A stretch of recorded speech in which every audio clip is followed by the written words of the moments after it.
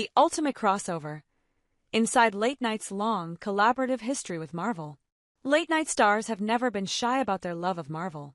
Known comic superfan Seth Meyers has interviewed plenty of MCU stars and comic book writers on Late Night. Jimmy Fallon, Jimmy Kimmel, and Conan O'Brien have all paid tribute to the Avengers in their own unique ways. And Bill Maher was even in a deleted scene in Iron Man 3. Plenty of Marvel stars have hosted Saturday Night Live, including Paul Rudd, Chris Hemsworth, Natalie Portman, Scarlett Johansson, Simu Liu, and the late Chadwick Boseman. Robert Downey Jr. was even briefly an SNL cast member. And lest we forget about Samuel L. Jackson's infamous "What Up With That?" F-bomb in 2012. No, he's not actually banned from the show. SNL has long mined the MCU for sketch comedy gold, having parodied everything from Hawkeye and Company to The Incredible Hulk to WandaVision. One of the most popular SNL sketches of all time is Black Widow trailer, which sees Black Widow Johansson juggle an internship at Fashion Weekly magazine and a complicated relationship with her boyfriend Ultron. To date, the 2015 sketch has racked up more than 33 million views on YouTube. Late Night's affection for the MCU isn't one-sided, either. It's a mutual love affair. Over the decades, Marvel Comics have featured several memorable crossovers between superheroes and iconic late-night figures.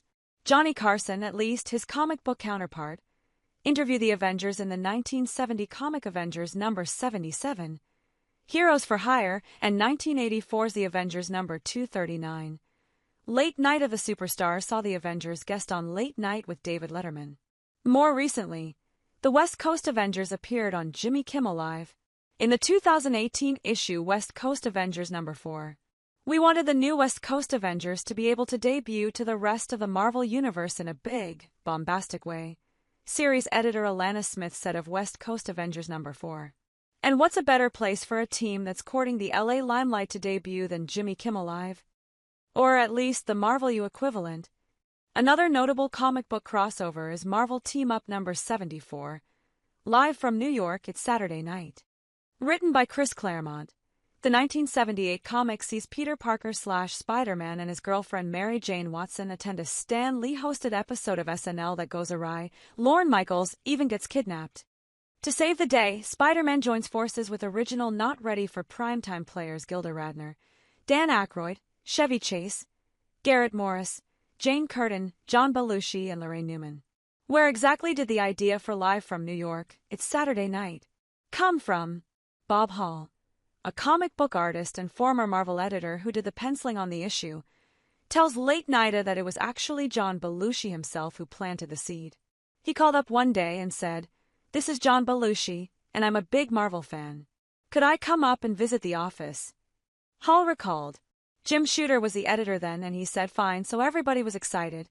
Belushi came up to the Marvel office. He knew what was going on at Marvel and all the issues and stuff, and was just a real fan.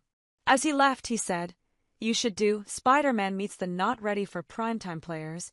The next day, Jim called Lorne Michaels and got an okay from them on it. From there, Hall took a field trip to SNL's home at 30 Rock and got to work. He explains that he was able to sit in on an SNL rehearsal, where he sketched everything from the show's cast members to Studio 8H itself. "I was the editor. I wasn't going to let anybody draw it but me," Hall says, laughing. "We were lucky enough to get comic artist and colorist Marie Severin to do the likenesses. She did a lot of caricatures for the early Mad magazine. She also did the cover. By all accounts, Live from New York, it's Saturday night was a success." Hall tells Late Nighta that Belushi, whose film Animal House was premiering around the same time, even invited him and his Marvel colleagues to the movie's opening night party, where they gifted him the cover. Other late-night hosts have made cameos in Marvel Comics on a smaller scale. For instance, the 2021 comic Marauders number 21.